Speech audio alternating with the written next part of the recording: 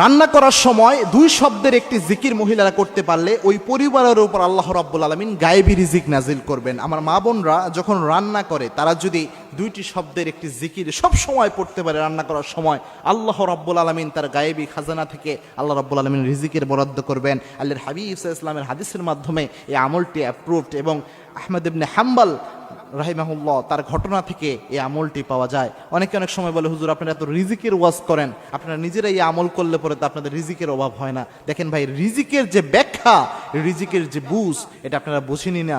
রিজিকের সর্বনিম্ন স্তরকে বলা হয় টাকা পয়সাকে রিজিকের সর্বনিম্ন স্তর বলা হয়। রিজিকের সর্বোচ্চ স্তর হচ্ছে আপনার সুস্বাস্থ্য, আপনার যে সুসন্তান, নেককার স্ত্রী, এই সবই রিজিকের অন্তর্ভুক্ত।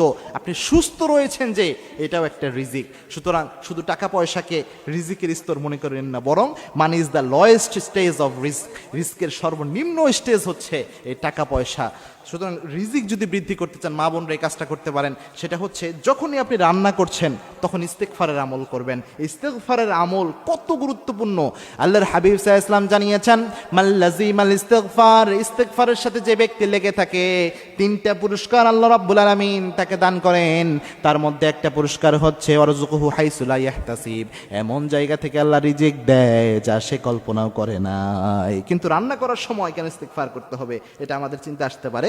আহমদ ইবনে হাম্বল রাহিমাহুল্লাহ যুগ শ্রেষ্ঠ একজন মুহাদ্দিস ছিলেন। তিনি একদা হাদিস তালাশের জন্য তিনি ঘর থেকে বের হয়েছিলেন, তিনি খোঁজা শুরু করছিলেন হাদিস। তো এক জায়গায় তিনি রাতের বেলায় তিনি চিন্তা করলেন, এই জায়গায় রাতের বেলায় এশার নামাজের পরে মসজিদেই তিনি থাকার চিন্তা করলেন। কিন্তু মসজিদের যিনি খাদেম ছিলেন, তিনি ইমাম আহমদ ইবনে হাম্বলকে চিনতে পারেন নাই, যিনি জগৎ বিখ্যাত মুহাদ্দিস। তিনি বললেন, না, মসজিদে রাতের বেলায় থাকা যাবে না, আপনি অন্য কোথাও যে অবস্থান করেন।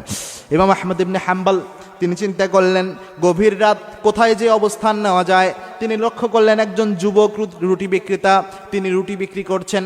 ইমাম আহমদ ইবনে হাম্বল চিন্তা করলেন, যাই ওই যুবকের কাছে যে তার চুলার পাশে বসে রাতটা কাটাইয়া দেই। যুবককে বললেন, যুবক ভাই, রাতটা কি আমি তোমার চুলার পাশে বসে কাটাতে পারি কিনা?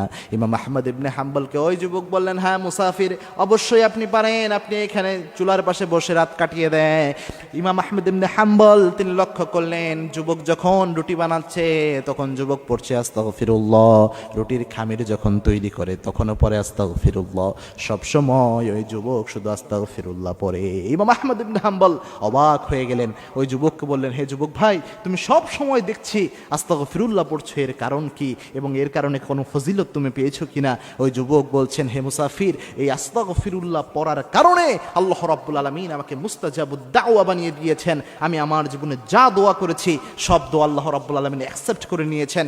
কোনো দোয়াই আল্লাহ রাব্বুল আলামিন আমার কবুল করেন নাই, এমন হয় নাই। সুতরাং ইস্তেগফারের এই ফজিলত আল্লাহ আমাকে দিয়েছেন। ইমাম আহমদ ইবনে হাম্বল অবাক হয়ে গেলেন। ইমাম আহমদ ইবনে হাম্বল ওই যুবককে বললেন, আল্লাহ তোমাকে মুস্তাজাবুদ দাওয়া বানিয়েছেন। ওই যুবক বলছেন, হ্যাঁ, আল্লাহ আমাকে মুস্তাজাব